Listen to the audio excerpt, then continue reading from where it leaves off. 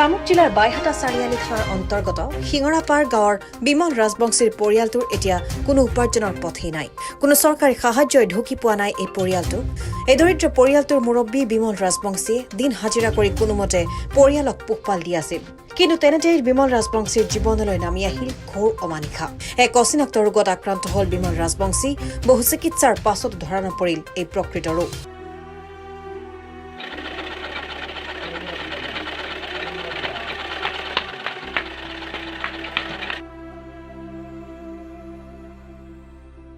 ফলত উপায়ন্তৰ হৈ পৰিয়ালটোৱে সংবাদ মাধ্যমৰ কাষ চাপিছে।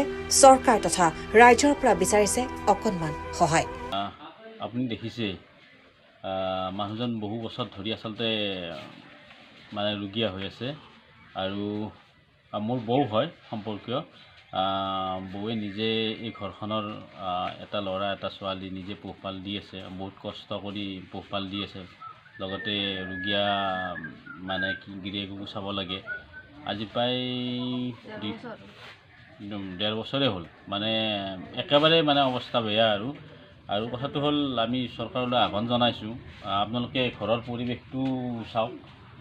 এই ঘৰ এটা চৰকাৰৰ ফালৰ পৰা দিলে ভাল হয়, কিন্তু এই ঘৰৰ ক্ষেত্ৰতো তেখেতসকলে যি বাহানা লগাইছে, আমি চৰকাৰক অনুৰোধ জনাওঁ যে আচলতে ID নম্বৰ বা তেনেকুৱা চিৰিয়েল নাচাই যিসকল দুখীয়া গৰীব আছে তেওঁলোকক আগতে প্ৰাধান্য দি নিশ্চয় পৰিয়ালটোক উপকৃত কৰা হ'ব, ঘৰখনক উপকৃত কৰা হ'ব। আমি গাঁৱৰ বাসিন্দা হিচাপে আমি এইখিনি আশা। বাইহাটাৰ পৰা নিজামুদ্দিন আহমেদৰ ৰিপৰ্ট, চেনেল নৰ্থ ইষ্ট।